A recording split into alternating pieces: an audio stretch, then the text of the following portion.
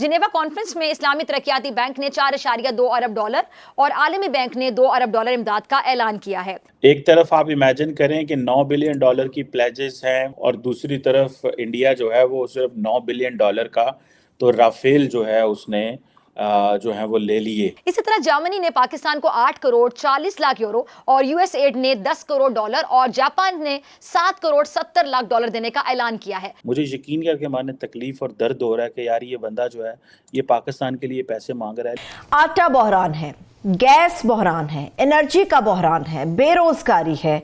आम आदमी चंद किलो के आटे के हुसूल के लिए अपनी जान की बाजी लगाने को भी तैयार है और फिर मजबूर भी। कल मीरपुर खास में 7 बच्चों का मजदूर बाप सस्ते आटे के लिए जान की बाजी हार गया। इंडिया 47 कंट्रीज को गंदम दे रहा है और पाकिस्तान की अवाम आटे के लिए मर रही है। आपने खबर सुनी होगी, पिछले दिनों एक बंदा आटा लेने के लिए मर गया। हमारे लोग मर रहे हैं, 3 लोग तो मर गए हैं ट्राइंग टू गेट व्हीट। बिल्कुल 3 लोग तो मर गए। एक 8 बेटियों का बाप था, एक 10 बच्चों का बाप था। शहबाज शरीफ ने उस कॉन्फ्रेंस में कसम खाई है आज जेनेवा में खड़े होकर। कभी आपने आलमी लीडर को कसम खाते देखा है? वज़ीर आज़म पाकिस्तान जब तकरीर शुरू करते हैं और आके ये कसम खाते हैं खुदा की और कहते हैं कि हम पैसे जिस मकसद के लिए आप देंगे उसी मकसद के लिए खर्च करेंगे, ये क्रेडिबिलिटी का आलम है। मेरे ख्याल में ऑल दिस सब ख़त्म हो गया। अब वही नौबत आ गई है जो एक भिखारी जाके भीख मांगता है। ये सारा साल मांगने निकलने होते हैं, मतलब there is nothing else to talk. Afghanistan ने भी कहा ये बिलावल को टिक टॉकर को हमारी तरफ भेजो थे। ओ बाबा जी अपने मुल्क को संभालो। माँ का नाम भी अपने ऊपर रखा है, बाप का भी रखा है। बिलावल भुट्टो जरदारी कह रहा है कि मैं अफगानिस्तान का वकालत करता हूँ। क्यों? अफगानिस्तान के लोग यतीम है।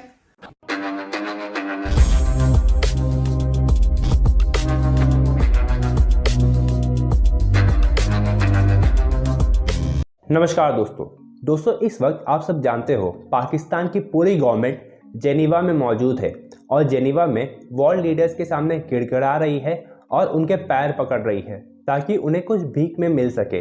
लेकिन फिर भी वर्ल्ड लीडर्स पाकिस्तान को भीख देने से सोच रहे हैं क्योंकि वे सब भी जानते हैं कि पाकिस्तान इस पैसे को टेररिज्म और करप्शन में ही इस्तेमाल करेगा। तो दोस्तों, पाकिस्तान के प्राइम मिनिस्टर शहबाज शरीफ वर्ल्ड स्टेज पर कसम खाकर कह रहे हैं कि वे इस पैसे को सिर्फ और सिर्फ फ्लड विक्टिम्स के लिए ही इस्तेमाल करेंगे। और दोस्तों, दूसरी तरफ पाकिस्तानी मीडिया का सबसे बड़ा रोल मॉडल बिलावल भुट्टो अब पूरी दुनिया का टिकटॉक बॉय बन चुका है और तालिबान भी बिलावल भुट्टो का मजाक उड़ा रहे हैं और उन्हें टिकटॉकर कहकर पुकार रहे हैं।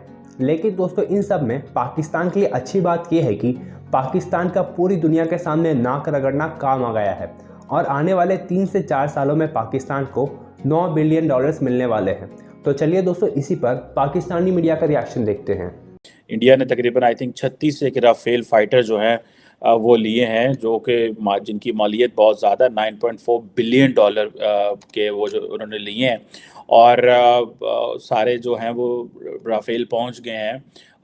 और ये डील तो खैर पुरानी है। इसके अलावा इंडिया बहुत सारा असला ख़रीद रहा है। अब इसमें आप देखें कि अब पाकिस्तान के पास ये लग्जरी नहीं है कि हम वो असला ख़रीद सकें। हमारे पास क्या है, हमारे आर्मी चीफ साहब जो हैं वो बैठे हुए हैं, वो गए हुए हैं सऊदी अरब। 3 दिन 4 दिन वो सऊदी अरब रहे हैं, अगले 3 दिन वो यूएई में हैं, जहाँ पे वो आज उनकी मोहम्मद बिन ज़ैद से मुलाकात हुई है। और सुना है कि प्राइम मिनिस्टर साहब भी जो यूएई पहुंच रहे हैं और वो वहाँ पे कोई डायलॉग होगा और वो पाकिस्तान को कोई पैसे देंगे ताकि फॉरेन एक्सचेंज रिज़र्व हमारे ऊपर हों और हमारी जो इकोनॉमिक कंडीशन है वो बेहतर हो। अब वज़ीर आज़म फॉरेन मिनिस्टर पहुँचे हुए हैं जनीवा में पैसे लेने और आर्मी चीफ साहब जो हैं वो सऊदी अरब और यूएई पहुंचे हुए हैं पैसे लेने ताकि हम अपनी फॉरेन एक्सचेंज रिजर्व बेहतर कर सकें।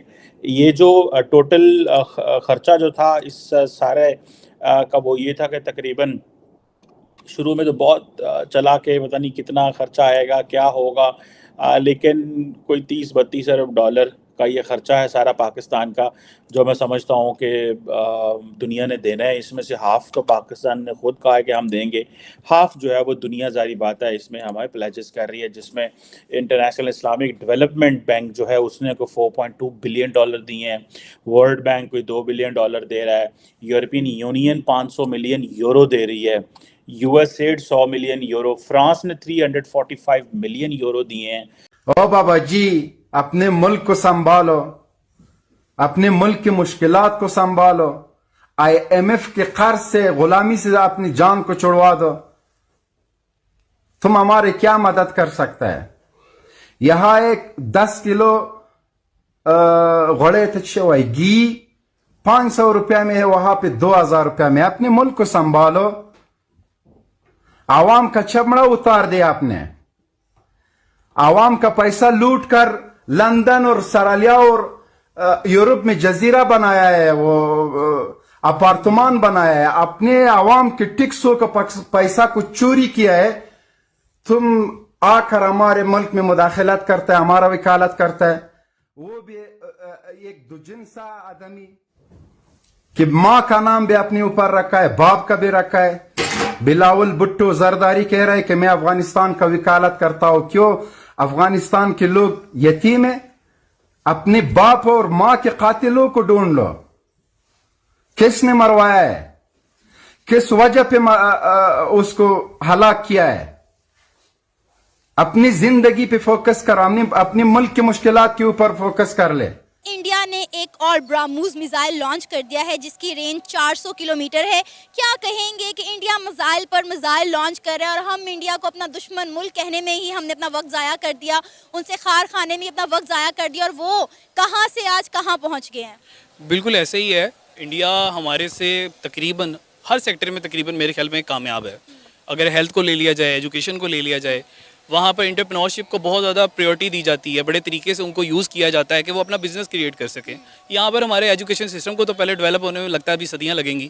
براموز میزائل کی تو بات میرے خیال میں ابھی یہ نئی نہیں ہے، اس کے علاوہ بھی اگر دیکھا جائے ہیلتھ سیکٹر کو دیکھا جائے، ہم ان کے ڈاکٹرز کی کتابیں پڑھتے ہیں، بلکہ یہاں پر ہمارے MBBS کرنے والے جو ڈاکٹرز ہیں وہ لوگ وہ ہیں جو انڈیا کے ڈاکٹرز کی کتابیں پڑھ کے یہاں پر اپنے آپ کو ڈاکٹر کہلواتے ہیں۔ 80% پاکستان میں جو بکس ہیں وہ انڈین آتھرز کی ہی پڑھی جاتی ہیں۔ بالکل ایسے ہی ہے، بالکل ایسے ہی ہے۔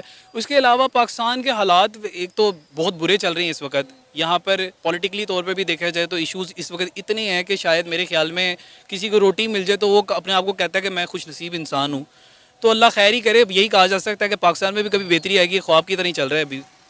ایک براموز میزائل کوئی 8 سے 6 مہینے پہلے پاکستان میں بھی آ کر گرا تھا، یاد ہوگا آپ کو، تب ہم نے بڑا شور مچایا تھا، بلکہ ہماری ایجنسیز کو تو بڑے ٹائم بعد پتہ چلا کہ کوئی میزائل آ کے پاکستان میں گر گیا ہے۔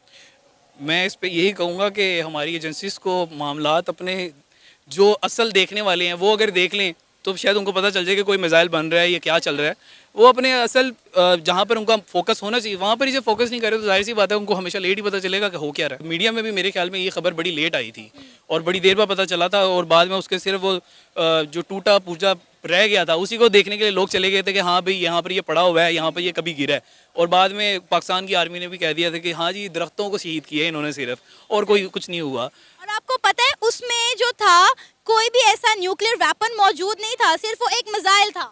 ہاں یہ تو ویسے واقعی عجیب سی بات ہے کہ صرف ایک میزائل تھا، یہ تو ایک طرح کا مطلب انہوں نے مذاق کیا، شغل کیا ہے دکھانے کے لیے کہ ہم ایک میزائل ویسی اڑا کے بھی پھینک سکتے ہیں آپ کی طرف۔